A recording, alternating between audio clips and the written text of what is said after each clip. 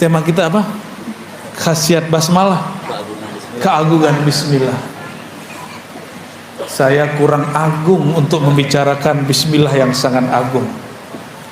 Maka saya hanya memilih ada satu riwayat di Sahih Muslim dan Sunan At-Tirmizi. Di Sahih Muslim di bagian bab Az-Zuhd war Raqaiq ada di situ bab kecil qissatul ashabil ukhdud, kisah orang yang menggali parit. Jadi dulu sebelum Nabi Muhammad SAW ada seorang raja, penasehatnya penyihir. Jadi ternyata sudah jadi tabiat para pemimpin punya backup baik dari kalangan militer, ekonom, tapi juga punya penasehat dari kalangan ahli spiritual. Tapi ahli spiritual dia seorang penyihir. Seorang penyihir. Beda dengan Zulkarnain. Dia punya penasehat Nabi Allah Khidir.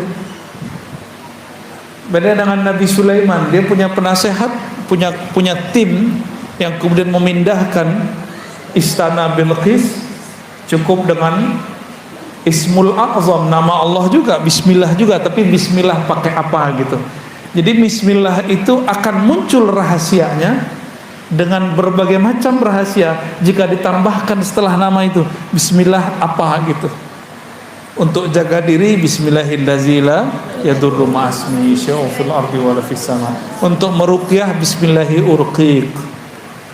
Untuk makan nah Bismillah aja cukup. Mau tambah Allah mabarik lana boleh. Itu mau makan.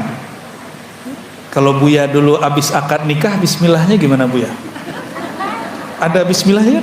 Ada, beda bismillahnya. Apal nggak Bu?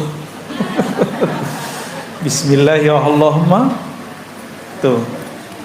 Buya nggak apal, lupa, pura-pura lupa, biar akad lagi katanya. Kalau mau nyembelih, bismillahnya? Bismillahirrahmanirrahim. Akbar. Mau tidur bismillahnya? Kalau mau tidur baca bismillah tawakal tuh jiwanya melayang. Kalau mau jalan bismillahnya? Bismillah tawakkalna 'alallah. Ada semua bismillah itu ada pasang-pasangannya. Kenapa? Bismillah itu miftah kulli syai'. Pintu segala sesuatu. Kolbu ini kalau nggak dibuka dengan bismillah nggak kebuka. Maka dulu ada seorang raja, dia punya penyihir sakti. Tebak-tebakannya langsung jadi. Karena dulu sebelum zaman Rasulullah SAW itu pintu langit masih dibuka. Lahir baginda Nabi Muhammad SAW, pintu langit langsung ditutup. Maka dulu dukun dengan Nabi ramalannya hampir sama. Berarti tidak sama. Apa yang mereka prediksi terjadi. Itu dukun-dukun di zaman dulu. Zaman sekarang saya nggak percaya sama sekali sama dukun, sama sekali. Kenapa pintu udah ketutup kok? Kecuali ada wali nyamar jadi dukun, atau orang yang disebut dukun tapi dia bukan dukun, dia ustaz. Karena orang kampung nih nggak bisa bedain mana beda dukun sama wali. Wali dia sebut dukun, dukun dia sebut wali. Sekarang banyak begitu. Lalu si dukun atau penyihir yang menjadi penasehat raja ini memanggil raja. Ini hebatnya dulu penasehat, boleh manggil raja. Tuan raja, kemarilah. Ada yang hendak aku sampaikan dan ini penting. Akhirnya tuan raja datang. Wahai guruku, dia anggap dia sebagai tuan raja. Tubuhku sudah menua. Ternyata si penyihir ini sudah tua. Aku khawatir ilmuku nanti tidak ada yang mewarisi. Lalu aku mati, tidak ada yang mengawalmu. Tidak ada yang menasihatimu. Lalu kata si raja, carikanlah, kata si penyihir ini, pewaris untukku anak muda yang berbakat. Maka dia buatlah sayembara, cari pemuda yang berbakat.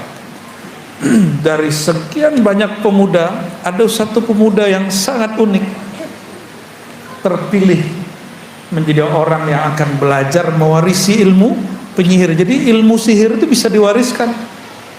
Sebagaimana ilmu baca kitab bisa diwariskan, ilmu zikir bisa diwariskan. Walhasil, anak muda ini berangkatlah dari rumahnya, minta pamit kepada ibunya. Jadi berangkat pagi, pulang sore, pagi pulang sore, begitulah terus. Sampai di tengah jalan ternyata ada seorang kekasih Allah manggil dia. Disebut dalam kitab rahib, seorang rahib. Dulu rahib tidak menikah. Sekarang kalau Buya menikah, Buya ajengan menikah, alhamdulillah. Dulu rahib ustadz gak menikah. Si rahib ini mengatakan, wahai pemuda, maukah kamu aku ajarkan yang lebih bagus daripada yang diajarkan penyihir? Ternyata si rahib ini dengar bahwa si pemuda ini terpilih. Ini laki-laki anak muda terpilih. Apa kata anak muda? Loh, kalau aku telat datang ke istana, nanti penyihir marah kepadaku. Kata si pemuda. Si rahib kemudian mengajarkan sedikit siasat, bukan bohong. Ini cuma siasat untuk kebaikan dia. Wahai anak muda, jika engkau telat ditanya oleh penyihir, katakan, habasani ahli, keluargaku, ibundaku, ayahku menyuruhku sesuatu tugas. Terus sehingga aku telat datang kepadamu. Si pemuda ngomong lagi, kalau nanti aku pulang, jadi beliau buat MOU, sebelum kamu ketemu penyihir belajar sejenak, sebelum pulang belajar sejenak. Nanti ketika aku mau pulang, aku telat, nanti ibuku nanya gimana? Apa kata si rahib? Katakan kepada ayah bundamu bahwa aku banyak tugas dari penyihir. Gak salah juga tuh, banyak tugas. Akhirnya itu terjadilah, berlalu beberapa hari. Penyihir mengajarkan satu ilmu pakai nama Allah juga, tapi nama Allah yang disimpan oleh iblis. Iblis itu tidak sakti kalau nggak nyebut nama Allah. Maka dia sebut nama Allah juga, tapi tambah-tambahan yang aneh. Sedangkan si rahib juga mengajarkan nama Allah, tapi di hadis dirahasiakan nama Allahnya. Di suatu perjalanan, lagi ramai-ramai, ya, di perjalanan dia berangkat, dia mulai bingung yang benar rahib atau penyihir. Karena ketika dicek dua-dua ilmunya bekerja, dicobain, wah kok semuanya berefek. Berarti orang ini, anak ini sangat berbakat.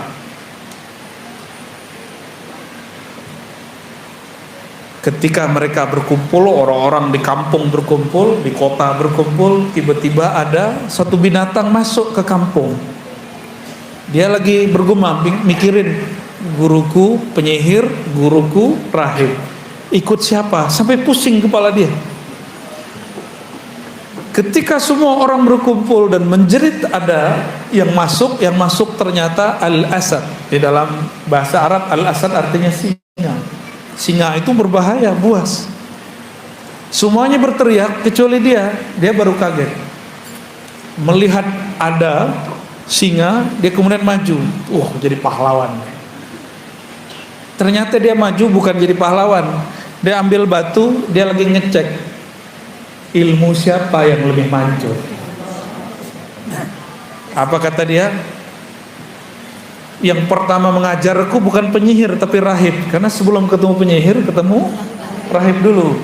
Kata dia, ya Allah, jika ilmu yang engkau ajarkan kepadaku melalui si rahib itu lebih hebat, afdal, dia gak bilang lebih benar, lebih hebat daripada ilmu yang diajarkan penyihir, berarti ilmunya benar dua-duanya. Cuma ada yang lebih sahih, ada yang tidak sahih, ada yang lebih mulia, ada yang tidak mulia. Maka dengan batu ini ya Allah, matikanlah singa yang mengganggu penduduk. Dia ambil, dia baca doa bismillah yang diajarkan oleh si rahib. Bismillah ada tambahannya, cuma sayang bismillahnya apa nggak disebut. Jadi ini nggak bisa diajarkan ke Bapak Ibu, ke Buya ya, ke ajengan. Cuma ini rahasia, saya nggak boleh ajarkan. Ada sir yang sudah menyebutkan, itu dirahasiakan. Karena nanti efeknya bahaya. Nanti ada orang asik nanti berubah jadi dukun. Awalnya jadi rahib, lama-lama jadi dukun. Dia lemparlah, baca bismillah depannya, setelahnya titik. Dia lempar. Faramal asada faqutila. Lalu dia melempar batu kepada singa. Singanya kena, nggak tahu, belum kena barangkali sudah jatuh duluan singanya. Itu bahasa singanya sudah jatuh. Sebenarnya bukan batunya yang mujarab, bismillahnya yang mujarab. Mati singanya, kaget ya. Semua penduduk tadi melihat, oh bukan penyihir, bukan pula rahib, tapi anak muda yang dia terpilih. Melihat seperti itu, besok dia mau berangkat, datang lagi ke rahib, setelah ke rahib berangkat ke penyihir. Di perjalanan gosip menyebar, ada anak muda sakti punya guru, satu master kegelapan, satu master cahaya. Berarti dia yin yang ya. Anak muda ini didatangilah oleh orang-orang. Ada yang bawa anaknya penyakit kulit, ada yang buta, ada yang lumpuh, dibawa semua. Dia cuma usap bismillah, bismillah. Ada yang bismillah diludahi. Ada yang nggak sempat pergi dulu, saya mau jalan. Pegang doang sembuh. Ramailah pasien si anak muda, tapi dia tidak minta tarif. Cuma orang mengatakan, kamu sembuhkan anak saya kasih hadiah. Kayalah dia. Kabar ini sampai kepada raja. Raja senang awalnya. Sepertinya murid penyihir sudah sukses melewati gurunya sang penyihir. Kayak cerita Harry Potter ya. Beda. Ini ceritanya di Najran. Cerita ini pernah terjadi di Najran, ya, masih di daerah Jazirah Arab. Dipanggillah oleh raja, dikirlah oleh raja, si pemuda ini mengamalkan zikir yang diajarkan, bacaan mantra yang diajarkan oleh penyihir. Ternyata tidak. Saya pernah belajar, saya kira orang itu ahli zikir, ternyata penyihir. Yang diajarkan zikir aja kan. Tapi semenjak saat itu, detik itu saya mengamalkan, tahu-tahu kuntilanak mendekat. Ternyata orang ini punya piaraan kuntilanak. Dia kalau ada hajatan dipanggil kuntilanak. Sengaja bikin rusuh. Nanti supaya orang takzim ke dia usir kuntilanak. Ya anak buahnya. Semenjak saat itu saya jadi penakut. Padahal dulu tinggal dekat kuburan. Tidur pun di belakang rumah saya kuburan. Gak ada takut. Tapi selama 2 minggu itu seakan-akan jin bertengger di pohon, kayak ada di atas semuanya. Ternyata orang-orang belajar ilmu kebatinan kepada ahli-ahli spiritual yang tidak mengajarkan tauhid dengan benar, jadi penakut. Jadi dukun itu orang paling penakut. Penakutnya bukan main. Tapi anak muda ini nggak penakut. Diadili oleh raja, diuji ini dan itu, beres semua. Akhirnya ditanya, ilmu siapa yang kamu amalkan? Dia bilang, bukan ilmu penyihir. Saya belajar ini dari seseorang, tapi dulu punya MOU dengan si rahib. Kamu jangan kasih tahu siapa aku. Tapi karena dia dipaksa, maka dia kasih tahu, aku diajarkan oleh seorang rahib. Ternyata si rahib ini sudah tua juga, dulu kawan daripada penyihir. Penyihirnya, karirnya, Masya Allah, tapi dia punya kegelapan di dalam jiwanya. Sedangkan si rahib, dia tidak mencari popularitas, tapi doanya mustajab. Karena si pemuda ini banyak orang yang sembuh olehnya, maka orang-orang mengikuti dia. Orang lebih takzim kepadanya daripada raja. Ketika dia mengatakan yang mengajarku seseorang tapi bukan penyihir, dicari tahu, ketemulah si rahib. Si rahib diadili lalu digergaji. Tahu dari gergaji? Pernah kena suntik? Ada yang ahli suntik nih, anaknya Bu Hajah bisa nyuntik dia, aulia. Disuntik aja sakit ya, kegores sedikit sakit. Ini digergaji. Ternyata sebelum anak muda ini diadili, dia sudah dipanggil oleh sang rahib. Kata sang rahib, wahai Ananda, engkau telah mencapai yang aku belum pernah mencapainya. Engkau diberikan kehebatan yang mana aku belum pernah mempraktekkannya. Ternyata si rahib ini gak pernah praktek ngobatin orang, gak pernah ngambil batu terus ngelempar singa mati singanya. Dia cuma mengamalkan itu untuk dirinya dan dirinya tenang, hanya untuk itu. Lalu kata sang rahib, barangkali ini akhir pertemuan kita. Benar. Setelah itu dia digergaji, dibuang. Si pemuda ini karena sakti, rajanya takut. Panggil jenderal-jenderal semua, buang si pemuda sakti ini ke bawah jurang. Dibawa ke tebing, tebingnya paling curam, dilempar. Dilemparnya sore, besok pagi udah duduk di samping raja. Raja stres ngeliatnya. Salah siapa ya? Akhirnya dipanggil lagi angkatan laut. Jenderal angkatan laut sini. Ini anak muda, kamu kerjain. Bawa nanti di borgol sampai di tengah laut, lepaskan dia. Dengan borgol-borgolnya jangan dilepasin. Diceburin masuk ke laut, nggak dibantu. Sang Laksamana pulang. Tapi Laksamana sampai di istana, di pintu istana ada dia lagi stres juga jenderalnya. Dibawa lagi ke raja. Anehnya, ini pemuda nggak lari. Ini hebatnya ini ya pemuda, nggak lari. Dia punya target. Dia ingin mengalahkan Tuhannya sang raja. Ingin kemudian mempermalukan raja dengan semua kejahilannya, supaya umat kemudian tahu siapa dia. Walhasil dia diadili lagi. Raja kemudian berkalam banyak. Terus dia bilang, si pemuda, wahai tuan raja, nggak usah repot-repot bunuh saya tidak akan mati. Inilah asal muasal ilmu debus. Ini asal muasal ilmu, berarti debus itu bukan ajaran sihir. Debus itu aslinya karomah para aulia. Si pemuda ini ngomong gini, mirip kayak Nabi Ibrahim, cuma ini lebih dahsyat. Wahai tuan raja, engkau baru mampu membunuhku jika engkau menyalibku lalu memanahku dengan satu bacaan. Rajanya semangat. Hanya engkau yang bisa memanahku, tapi dengan satu bacaan yang nanti aku bisikkan kepadamu. Kata si raja, oke. Besok pagi dia disalib. Jadi dulu biasa orang-orang yang mau dihukum disalib.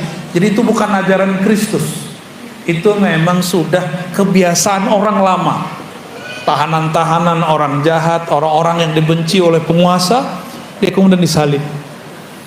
Setelah disalib, dia kemudian ngambil panah si raja ini, lalu membaca yang dibisikkan malam tadi kepadanya.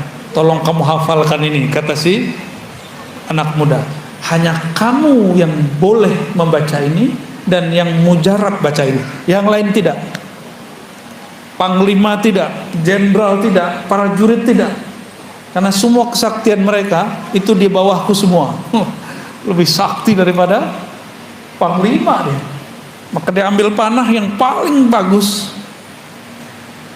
diarahkan ke jantung si pemuda. Dia bacalah. Si pemuda mensyaratkan kamu membacanya dengan keras sehingga terdengar oleh semua yang hadir. Dia bacalah, Bismillahi Rabbi hazal ghulam. Ada yang tahu artinya? Selain Buya dan Ajengan.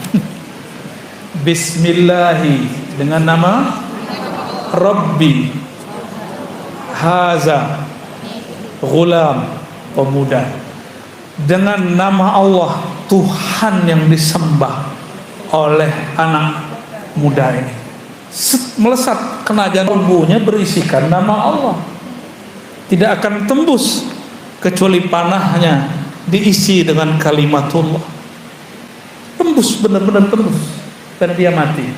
Disitulah kemudian datang Perdana Menterinya. Wahai Tuan Raja, engkau telah dikalahkan 3 kali lipat. Maksudnya apa? Pertama, engkau dikalahkan dengan kalahnya penyihir, kalahnya si singa. Yang kedua, engkau kalah karena banyak orang sembuh oleh si pemuda. Yang ketiga, engkau kalah, engkau telah membaca nama yang disembah oleh.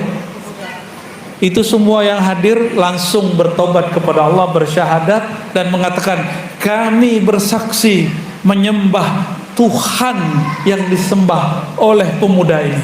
Itulah semuanya bergetar di tempat itu. Apa sikap raja? Sang raja udah tahu kebenaran, tapi dia masih tolak. Itulah sombong.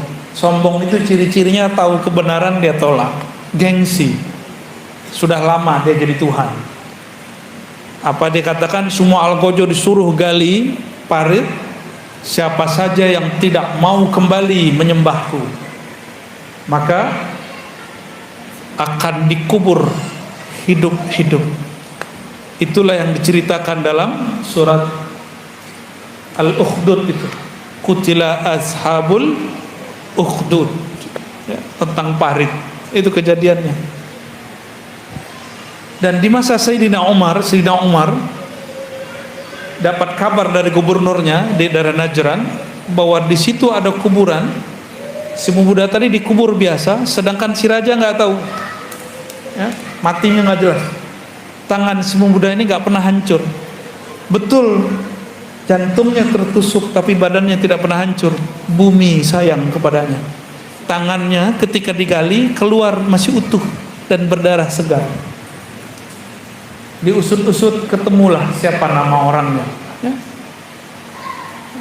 Maka Bapak Ibu yang makan Allah, jika begitu orang dulu yakinnya baca bismillah, lalu kenapa kalau kita baca bismillah enggak ada efeknya? Karena membacanya baru di lisan, belum di kolbu. Sedangkan si pemuda ini ujiannya berat. Satu gurunya rahib, satu gurunya penyihir. Tapi dia praktek langsung. Dia kemudian uji coba. Nah, kita ini kurang uji coba aja, ya. Ilmu sudah banyak tapi kurang praktek. Zikir yang diajarkan sama Ajengan kan sudah cukup. Bismillah diulang-ulang aja, bismillahnya udah hebat. La ilaha illallah. Kita meninggal bawa apa? La ilaha illallah. Maka mahir-mahirkan baca la ilaha illallah. Banyak-banyak baca la ilaha illallah sehingga nafas naik turun baca la ilaha illallah. Itu sudah dahsyat. Kolbu orang ini lebih kuat daripada gunung-gunung. Gunung diturunkan satu nama hancur. Bumi dikasih nama Allah bergetar, gempa. Kalau kolbu orang beriman disebut nama Allah cuma bergetar sesaat, habis itu dia tenang. summa talinu juluduhum wa qulubuhum ila dzikrillah. Ya, dalam surat Az-Zumar. Lalu kalbu mereka tenang setelah bergetar kepada mengingat Allah Subhanahu wa taala. Biasanya ibu-ibu doang ya, bapak-bapaknya nggak ada ya? Iya. Nah, maka bapak ibu ini sama-sama kita amalkan zikir bismillah. Nah, zikir bismillah ini menjadi khas Ratibul Attas. Ya, di majelis Syifaul Qulub sepertinya sudah mulai mengamalkan sudah ya, Ratibul Attas. Salah satu yang diulang-ulang oleh Al-Habib Al-Attas adalah Bismillahirrahmanirrahim, Bismillahirrahmanirrahim, Bismillahirrahmanirrahim. Itu mau ngambil rahasia sang pemuda tadi. Ya. Bapak Ibu yang bukan Allah, hakikat bismillah itulah hakikat Nabi Muhammad sallallahu alaihi wasallam. Maka siapa yang baca bismillah di saat itu dia sedang melangkah dengan Nabi Muhammad sallallahu alaihi wasallam. Itulah yang disebut al-khutwah al-muhammadiyah, langkah Nabi Muhammad. Jadi langkah Nabi Muhammad itu bukan gores nama Nabi Muhammad pakai kaki, tapi langkah Nabi Muhammad semua langkah dimulai dengan bismillah. Nanti sebelum berdiri baca mau duduk. Nah, ini bagian terakhir, apa makna basmalah supaya makna ini masuk ke dalam diri kita. Bismillah ada beberapa makna. Saya nggak usah kasih makna yang berat-berat, yang ringan-ringan aja. Dalam bahasa Arab biasanya jarang dimulai dengan jar majrur. Ba itu huruf jar, dengan jar majrur namanya. Biasanya dimulai dengan subjek, predikat atau kata kerja. Sekarang dimulai dengan. Apa maknanya? Berarti nama Allah lebih penting daripada orang yang bergerak itu. Nama Allah lebih penting daripada aktivitas yang mau dia buat. Maka dimulakan dengan nama Allah Subhanahu wa taala. Ya. Jadi bermula aku melakukan sesuatu dengan nama Allah. Itu maknanya. Abtadi'u bi bismillah. Jadi ada lafaz yang disembunyikan di dalam hati, yang dilafazkan cuma bismillah. Apa lafaznya? Aku mulakan segala sesuatu dengan nama Allah. Jadi sebelum ngapain, apa yang kita baca di hati?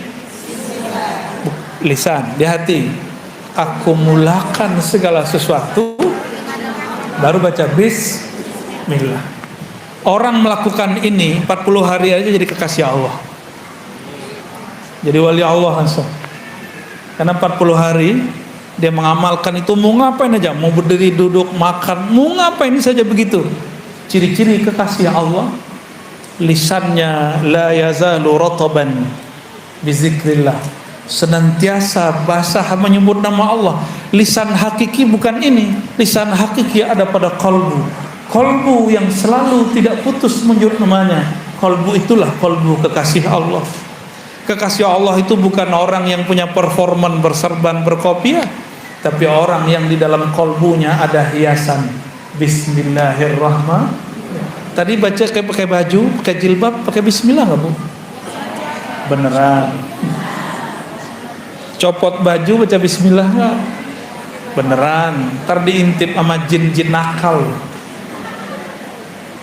Jadi yang minat sama tubuh kita ini bukan hanya manusia, makhluk halus bernama jin. Ini bukan memfitnah jin loh Pak ya.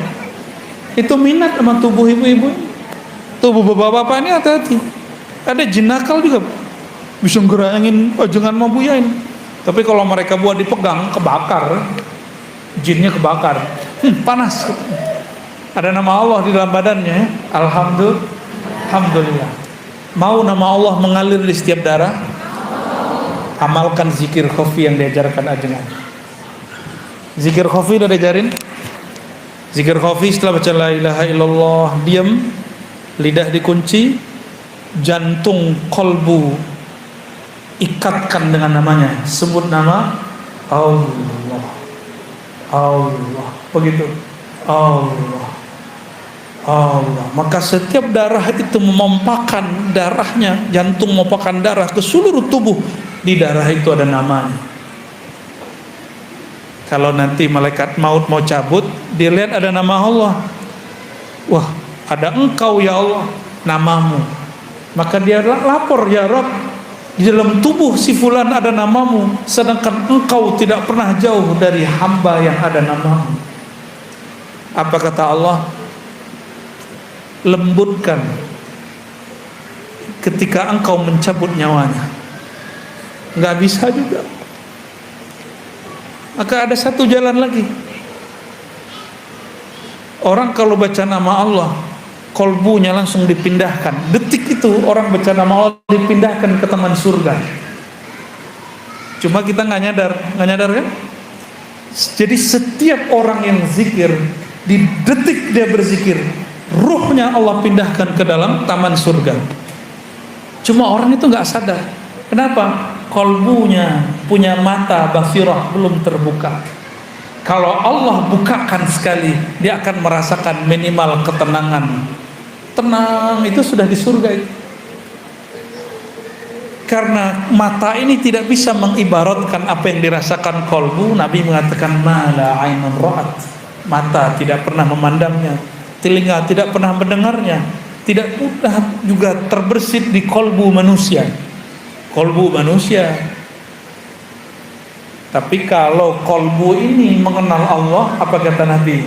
Dia telah masuk riyadul jannah, taman-taman surga. Jadi nanti ibu-ibu yang hadir ini rajin-rajin zikir khafi, zikir kolbu, sebut nama Allah, maka di tubuh kita mengalir. Itulah sebabnya tadi almarhumah Bunda Tina bisa menyebut nama Allah, karena dia sudah menabung nama. Kita kalau lagi ada masalah, apapun masalahnya, yang di ATM keluar nggak? Keluar, ya. Ada urusan ini kita bayarin. Kalau di dalam ATM nggak ada apa-apa, utang ada, gimana mau bayarnya? Nanti kita punya masalah paling besar. Masalah paling besar dicabut nyawa oleh malaikat maut. Maka tabunglah nama Allah di kolbu. Dia akan hormat kepada orang yang akan dicabutnya. Jadi dia hormat dulu. Salam ta'zim dariku, wahai hamba Allah. Ya ayyatuhan nafsul mutmainnah. Diundang. Ini kalam dari Allah, wahai hamba Allah, aku tidak berani mencabutmu, tapi Allah sudah mengundangmu. Kalau diundang presiden senang nggak? Senang. Oh, saya belum tentu senang. Kita diundang juga, tapi nggak semua undangan kita terima. Ya, diundang gubernur, diundang bupati, senang nggak? Senang. Apalagi bisa selfie sama si pejabat. Di belakang hujat dia, pas ketemu selfie sama dia. Banyak yang begitu. Ya, Bapak Ibu yang makan Allah, kalau yang ngundang Allah berarti orang ini spesial. Wahai jiwa yang mutmainnah, jiwa yang mutmainnah, kembali ke makna yang ada dalam surat Ar-Ra'd, ala bidzikrillah tatma'innul qulub. Ketahuilah, hanya dengan menyebut nama Allah qalbu menjadi mutmainnah. Maka jiwa mutmainnah yang dipanggil dalam akhir surat Al-Fajr itu jiwa yang berzikir. Boleh kita artikan, ya ayyatuhan nafsul mutmainnah, wahai jiwa yang sudah tenang dalam nama Allah. Itu maknanya. Wahai jiwa yang sudah damai dalam menyebut nama Allah, berpulanglah kepada Allah. Irja'i ila rabbiki, pulanglah kepada Tuanmu. Rabb dalam bahasa Arab itu artinya Tuan, pemilikmu. Siapa yang memilikimu, wahai kolbu, wahai jiwa? Itulah pemilik surga. Ila rabbiki radiyatan mardiyah. Senang nggak kalau dijemputnya pakai kendaraan yang bagus, disambut oleh orang-orang yang mulia? Senang nggak? Senang. Ini bukan curhat. Saya dulu pernah diundang di suatu yayasan besar, tapi si ketuanya ada, tapi dia nggak menyambut saya. Padahal acara-acara dia. Mau pulang saya tunggu-tunggu. Mana nih ketuanya? Mana nih kiainya? Enggak juga muncul. Begitu ya cara kamu nyambutnya dalam hati. Bukankah sunnah Nabi, orang percaya kepada Allah hari akhir, falyukram dhaifah, hormati tamu. Saya sudah tahulah ukuran dia, ya sudah. Secara manusiawi kita tersinggung dan gak nyaman. Jadi 2 hari di tempat itu hati saya tersiksa, gak nyaman sama sekali. Bayangkan orang-orang yang tidak disambut oleh sang pemegang kunci surga, maka dia dalam masa penungguannya dalam barzakh, sedihnya bukan main. Itulah siksa yang sebenarnya. Alam barzakh itu rajanya Nabi Muhammad, padang mahsyar rajanya Nabi Muhammad. Ana sayyidu waladi Adam yaumal qiyamah. Aku rajanya manusia di hari kiamat. Hari kiamat dimulai dengan kematian. Oleh karena itu, dalam baca bismillah ada satu makna lagi yang mesti difahamkan. Aku mulakan dengan nama Allah, mengikut Sayyidina Rasulullah. Coba ulangi. Aku mulakan dengan nama Allah, mengikuti Sayyidina Rasulullah sallallahu alaihi wasallam. Maka saya dapat ijazah dari guru-guru saya, mulailah jalan dengan baca nama Allah, lalu baca salam salawat kepada Rasulullah. Jalan maka engkau sudah bersamanya. Kalau wafat syahid di jalannya. Jika engkau meninggal, engkau disambut oleh ruhnya, ruh baginda Nabi Muhammad sallallahu alaihi wasallam. Jika masuk kubur, Munkar Nakir gimana mau nanya? Kan Munkar Nakir pertanyaannya apa? Siapa Tuhanmu? Dia sudah bersama Allah. Munkar Nakir bertanya yang kedua, apa pertanyaannya? Ini wajah siapa? Lah yang punya wajah bersama dia. Disebut-sebut terus namanya lewat kolbunya. Maka Munkar Nakir itu pertanyaan imigrasi akhirat. Tidak akan ditanyakan kecuali formalitas kepada orang yang sibuk menyebut nama Allah dan cinta kepada baginda Rasulullah sallallahu alaihi wasallam.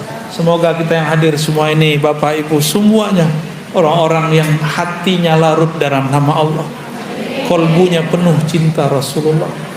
Termasuk kami yang berkalam, Ajengan Asep, ya, Buya Junaid Akbar, Junaidi Akbar, ya, dan semua yang hadir, semua panitia, semua khidmat kita dalam nama Allah, mengikuti baginda Rasulullah sallallahu alaihi wasallam.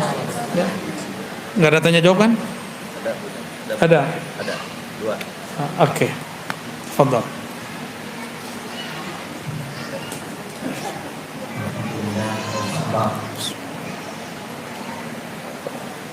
Sungguh hari ini apa yang disampaikan oleh Buya Al-Nasir, mudah-mudahan beliau sampaikan dari hati sampai ke lubuk hati. Amin ya Rabb. Amin ya Rabb.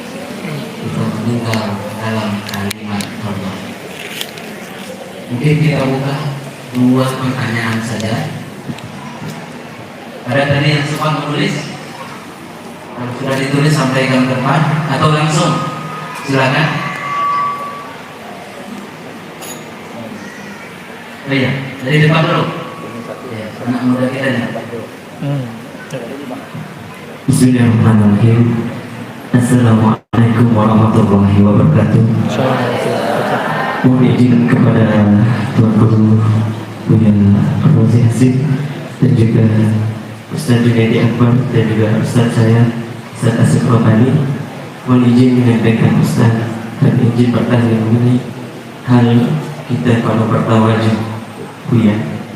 Apakah bertawajuh lidah kita? Kalau saya pribadi Buya, itu lidah saya belum bisa untuk dilengketkan ke langit-langit, karena ketika saya tempelkan lidah saya ke langit itu belum bisa zikir dengan kofi itu Ustaz. Apakah itu diperbolehkan? Mohon izin untuk mengenai tawajuh Ustaz, karena saya juga mohon doanya, insya Allah saya berkhidmat di majelis zikir juga Ustaz. Saya selaku pemuda umur saya masih 22 tahun Ustaz. Mohon doanya untuk seluruh hati saya dapat beristiqomah untuk berzikir kepada Allah Subhanahu wa taala. Sekian wabillahi taufiq wal hidayah. Wassalamualaikum warahmatullahi wabarakatuh. Assalamualaikum. Memejamkan mata, mengunci lidah. Mengunci lidah itu tidak mesti dilipat. Yang penting lidahnya tidak sibuk dengan yang lain. Namun bagi orang yang kolbunya belum hidup, oleh para imam kita dianjurkan membacanya dengan lidah. Allah, Allah, Allah. Itu boleh. Cobain Bu. Ya, pejam matanya, pegang dadanya. Ikuti. Ya Allah, ya Allah. Sama-sama. Ya Allah. Iyanya hilang. Allah, Allah. Nah, lidahnya tidak digerakkan lagi, mulut dikunci, mata tetap dipejam. Sebut nama Allah dengan qalbu. Allah,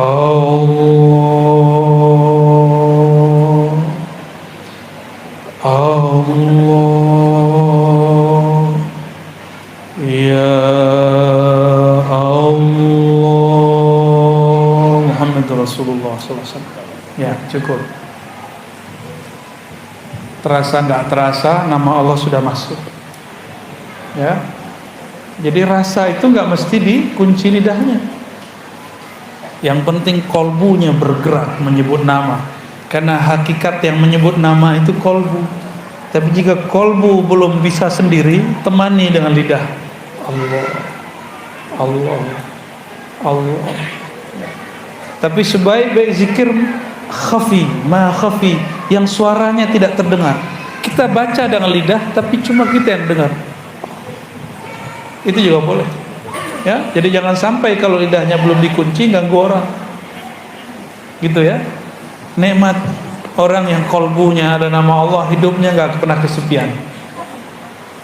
Berarti orang-orang yang kesepian siapa? Yang kolbunya sepi dari nama Allah. Kolbunya sepi dari nama Allah. Orang yang menyebut nama Allah di kolbunya, Allah menyebut namanya dalam zatnya. Orang yang sebut nama Allah di keramaian, Allah sebut nama dia di majlis para syuhada, majlis para aulia, majlis para anbiya, mursalin dan malaikat. Itu yang disebut selebritis langit. Jadi ada selebritis langit, walaupun nggak banyak follower di Instagram nggak apa-apa, nggak banyak teman di Facebook nggak apa-apa, bahkan nggak punya IG dan Instagram nggak apa-apa. Yang penting nama kita disebut-sebut di sana. Tapi nama yang mana yang disebut? Nama yang dikasih orang tua belum tentu. Nama yang Allah kasih kepada kita. Setiap hamba itu dikasih nama, Pak. Nama kehambaan. Pakai Abdun di depannya. Abdullah, Abdurrahman, Abdurrahim. Itu namanya kehambaan. Nah, masing-masing kita ada nama itu. Jadi nggak usah khawatir. Waktu tawajuh langsung. Ya, lanjut. Siapa lagi yang mau tanya? Ya. Assalamualaikum. Kami ini penggemar Ustaz. Setiap hari di rumah dengar suara Ustaz. Jadi sering Ustaz bilang ada ijazah seperti Rodi itu bilang di rumah. Maksudnya itu mobil tuh kamu kok betul di rumah, kita amalkan itu bisa. Dan kita berzikir itu Ustaz perlu bisa masuk, benar-benar masuk ke hati. Memang kalau lagi sama-sama nih rasanya kita banyak hal lain, jadi memang kadang-kadang karena banyak dosa kali ya. Jadi mohon penjelasan. Assalamualaikum warahmatullahi wabarakatuh. Nonton kenapa bisa konsentrasi? Karena ada yang dilihat. Pernah nonton tapi subtitlenya nggak ada. Bahasanya bukan bahasa Indonesia. Bisa fokus nggak nontonnya? Nah, paham maksud saya? Kalau ingin menonton kolbu, pahami yang dibaca, kenali yang punya nama. Kalau sudah kenal yang punya nama ini pemilik alam semesta. Kalau sudah kenal dengan nama Allah, nama Muhammadur Rasulullah, nama Sayyidina Muhammad Rasulullah, itu nama yang paling dicinta di alam semesta. Ini pohon-pohon itu setiap hari dia baca Assalamualaikum ya Rasulullah. Kalau nggak mati dia. Kalau dia nggak sebut nama Allah sama Rasulullah, mati itu pohon. Maka sahabat Nabi ketika mereka menemani Rasulullah SAW jalan, mereka dengar. Jadi sahabat Nabi dengar apa sapaan pohon-pohon, sapaan batu-batu. Itu batu dan pohonnya apa nama Rasulullah. Gimana kira-kira tuh? Kalau ajengan datang ke masjid subuh-subuh, pohonnya apa? Assalamualaikum ajengan. Pulang. Tapi beliau langsung zikir, la ilaha illallah, gitu, keluar zikirnya. Ya. Nabi Muhammad SAW setiap keluar begitu. Wali-wali Allah juga begitu. Kalau jalan kemana disapa, hewan-hewannya apa dia, pohon-pohonnya apa dia, malaikat pun sapa dia. Kata Nabi SAW, siapa yang istiqomah berzikir menyebut namaku, maka safahatkumul malaikah, malaikat akan menyalaminya. Di mana dia salami? Bukan hanya lagi zikir, lagi di mana? Di tempat tidur kita lagi lalai, wa fit turuq, dan di jalan-jalan. Jika kita disapa malaikat lagi tidur, lagi di pasar, lagi di jalan, berarti kalau lagi zikir bukan lagi disapa, dibersamai. Kok bisa pikiran kemana-mana? Wajar. Emang kalau ibu masih hidup di dunia, pikiran macam-macam. Nikmati aja. Kapan kita tahu pikiran kita banyak? Kalau sudah mulai zikir kolbu. Jadi sebenarnya ciri-ciri orang mulai dibukakan pintu khusyuk kepadanya, disebut nama Allah, lalu dia tahu, kok pikiran saya banyak ya? Itu awal khusyuk. Jangan berhenti, terusin zikir, pikiran kemana-mana lagi. Biasanya nggak sadar, sekarang sadar. Itulah yang disebut babul khusyuk, pintu khusyuk. Itu baru pintu, belum. Ya, di pintu kita ketuk terus, pintu kolbu. Kolbu itu punya pintu, pintunya langsung menuju Allah Subhanahu Wa Taala. Terserah nanti Allah mau undang kapan. Ya, kapan Allah akan mengundang kita masuk? Kalau hilang kedirian, keegoan. Maka dalam hikam Notaillah itu dikatakan, man talaba minallahi iwadan tuliba bisidqi fil amali. Lebih kurang begitu. Siapa yang minta pahala, minta sakti, minta tenang, minta khusyuk, maka Allah tuntut dia dengan sungguh-sungguh. Maka jangan minta macam-macam, zikir-zikir aja. Nikmat gak nikmat zikir, khusyuk gak khusyuk zikir. Berarti kita berzikir tanpa syarat. Bisakah mencintai Allah tanpa syarat? Beneran? Bisakah menyebut nama Allah tanpa iming-iming pahala? Sanggupkah nyebut nama Allah tanpa kemudian berharap dikasih ketenangan? Cuma karena dia mengatakan, ya ayyuhallazina amanu zkurullah, wahai orang beriman, sebut namaku. Ya Allah, katakan, ya Allah, engkau memerintahkan kami menyebut namamu. Terserah engkau, tenang tidak tenang, rezeki berkah tidak berkah, yang penting kolbu kami ada namamu. Ini baru cinta tak bersyarat. Nyebut nama Allahnya enggak bersyarat. Zikir minta dapat jodoh, itu berarti bersyarat. Zikir minta rezeki mudah. Saya mau tanya, kita nggak zikir, rezeki sudah dijamin belum? Terus ngapain minta rezeki? Yang diminta itu syukur. Maka Nabi mengajarkan, a'inni ala dzikrika wa syukrika.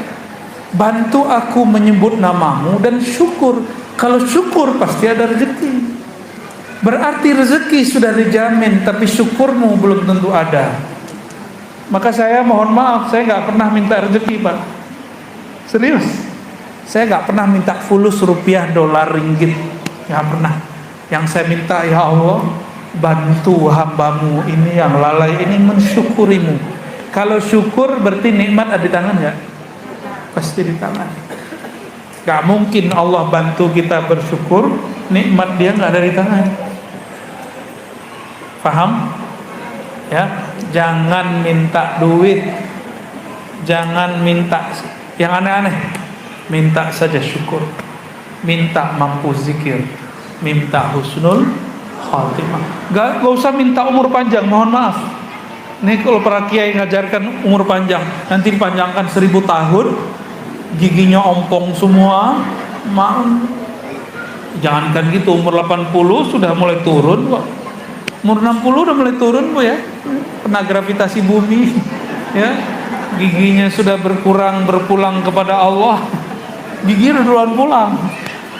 Umur 60 sudah pulang terus masih minta umur panjang, nekat namanya. Jangan minta umur panjang, minta husnul khotimah. Mau umur pendek atau panjang, kalau husnul khotimah dihitungnya panjang. Orang itu nanti akan dikenang hidupnya. Itu yang disebut husnul khotimah, panjang umurnya. Ya, dimohon maaf, doa minta umur panjang tolong dihentikan.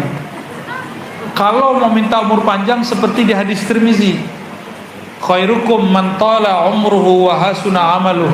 Sebaik-baik kamu orang yang panjang umurnya, baik amalnya. Banyak yang panjang umurnya tapi nyusahin orang.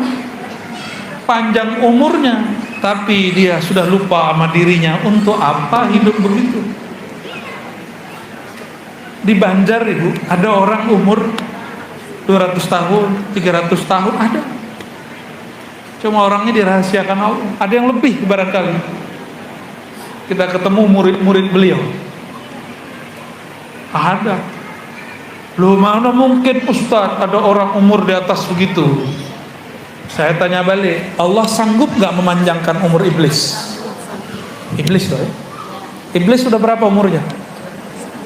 Di surga iblis zikir 18.000 tahun. Saya gak tahu waktu di dunia.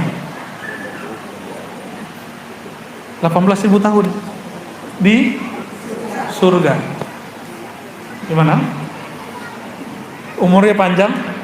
Allah sanggup memanjangkan umur iblis. Masa Allah gak sanggup memanjangkan umur Nabi Khidir? Masa Allah gak sanggup memanjangkan umur wali Allah? Wali Allah itu gak dimatiin kalau dia gak minta mati. Imam Bukhari minta mati kalau Allah jemput. Sudah sekian kali orang mau bunuh dia gak mati-mati, selamat aja terus. Tiba-tiba beliau sudah capek, pergi lari dari orang-orang zalim. Apa kata beliau sampai disamarkan, ya Rabb, malam ini jemputlah aku. Dia usap tangannya, langsung dia rebah. Dikuburkan juga malam itu. Kuburnya digali di dalam bawah tanah. Alhamdulillah kami dapat izin ke sana. Wali Allah begitu, suka-suka dia mau meninggal kapan. Dan wali Allah itu disebut wali karena ada tugasnya. Kalau tugasnya belum selesai, dia belum berpulang. Sama Bapak Ibu ini, kalau tugasnya belum selesai, sebenarnya punya tugas. Kan semua kita ini sebenarnya bakat kewaliannya ada. Maka disebut wali am, wali umum. Tapi kalau dia kenal Allah, tahu tugasnya, dia wali khas. Ya, dalam teks-teks yang saya temukan di ulama-ulama Kalimantan, siapa yang kenal ma'rifatullah, dialah kekasih Allah. Siapa yang memahami kalimatullah, ma'rifatullah, lalu mampu mengajarkan kepada makhluk-makhluk Allah, dialah para khawas. Siapa yang mampu mengenal nama Allah, rahasia-rahasianya, sifat-sifatnya, lalu dia simpan mana yang pantas disimpan, dia ajarkan mana yang perlu diajarkan, dia khawasul khawas. Jadi tugas kita cuma itu. Ya. Ada wali kekasih Allah cuma dititipkan satu nama di kolbunya, cukup.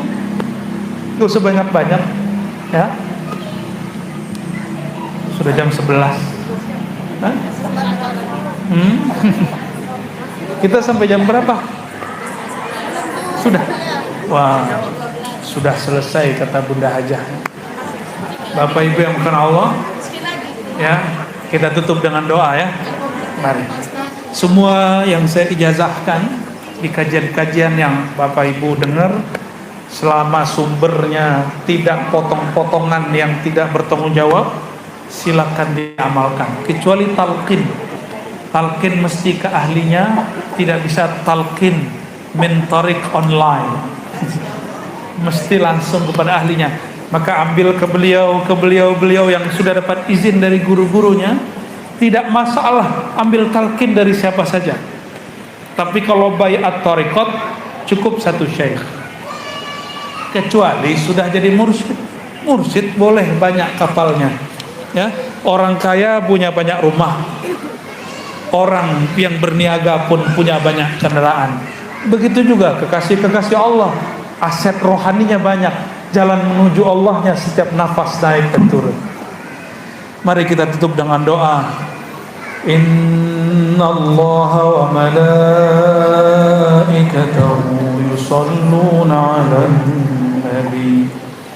Ya ayyuhalladzina amanu sallu 'alaihi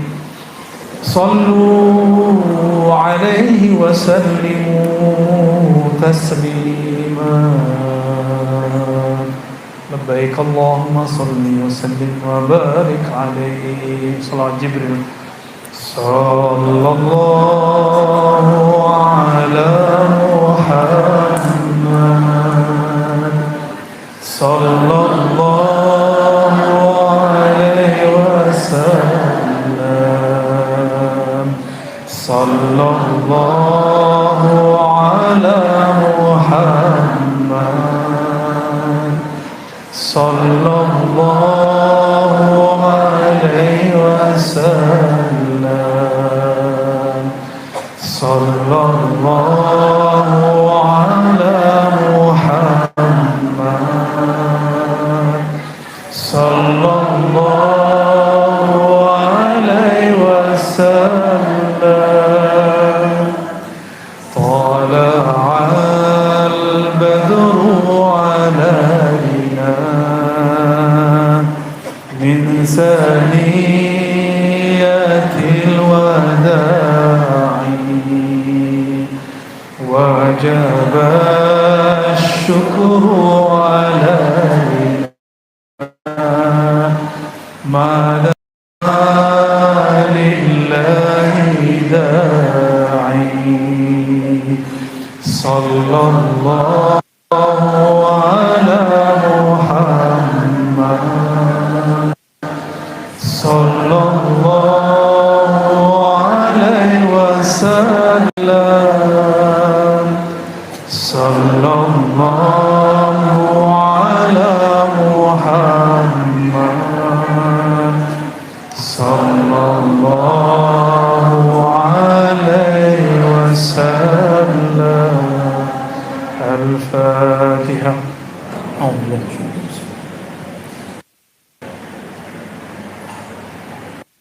صراط الذين أنعمت عليهم.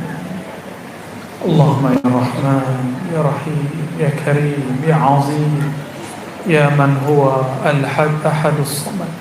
Ya Allah yang maha pemurah, yang maha rahman, maha penyayang, yang maha rahim, yang maha dalam kasih sayang, yang maha ghafar, yang maha mengampuni dosa yang tampak, yang maha ghafur, yang maha mengampuni dosa yang tersembunyi. Faghfir lana ya ghafar ya ghafur dzunubana. Ya Allah, siang ini kami mengakui semua dosa-dosa kami. Dosa mata yang memandang, dosa telinga yang mendengarkan, dosa lisan yang menyakiti dari dosa perut yang pernah makan yang haram, yang subah, tapi menyebut nama Engkau ya Allah. Dosa kemaluan kami, tangan kaki kami, dosa dari ubun-ubun sampai ujung kaki. Ampunkan ya Allah semua dosa kami. Dosa solat yang tidak khusyuk, dosa kolbu yang khianat, dosa kolbu yang sombong, dosa kolbu yang ada iri dengki, dosa kolbu yang di dalamnya ada nama selain Engkau ya Allah. Ya Allah, Engkau mengatakan melalui lisan Nabi-Mu, yanzuru ila qulubikum, Engkau hanya memandang ke dalam kolbu kami. Tapi maafkan, ampun beribu ampun ya Allah, di kolbu kami nama-Mu belum bertahta ya Allah. Di dalam kolbu kami masih ada nama dunia ya Allah, nama pekerjaan, pasangan, anak-anak ya Allah, nama yang tidak Engkau sukai ya Allah. Allahumma ya Allah, dengan izzah-Mu ya Allah, dengan kekuatan-Mu ya Allah, dengan nama-Mu Al-Kabir ya Allah, kecilkan selain nama-Mu ya Allah, besarkan hanya nama-Mu dalam kalbu kami ya Allah. Allahumma ya muqallibal qulub, ya musarrifal qulub, sabbit qulubana ala dinika wa ta'atik. Ya Allah, kami telah berusaha zikir, tapi di tengah zikir kami tidak khusyuk ya Allah. Maka dengan keagungan-Mu, kemurahan-Mu ya Allah, sabbit qulubana, tetapkan kalbu kami, nikmat tidak nikmat istiqamahkan kami ya Allah, khusyuk tidak khusyuk istiqamahkan salat kami ya Allah. Allahumma ya Allah, jagalah negeri kami ya Allah, jagalah ulama-ulama kami ya Allah, umara-umara kami ya Allah, jagalah guru-guru kami ya Allah, jagalah orang tua kami ya Allah, ampuni dosa-dosa mereka ya Allah, jagalah pasangan kami ya Allah, jagalah anak keturunan kami ya Allah, saudara-saudara kami ya Allah. Wabil khusus siapapun yang hadir dan mendengarkan kajian ini ya Allah, turunkan nur-Mu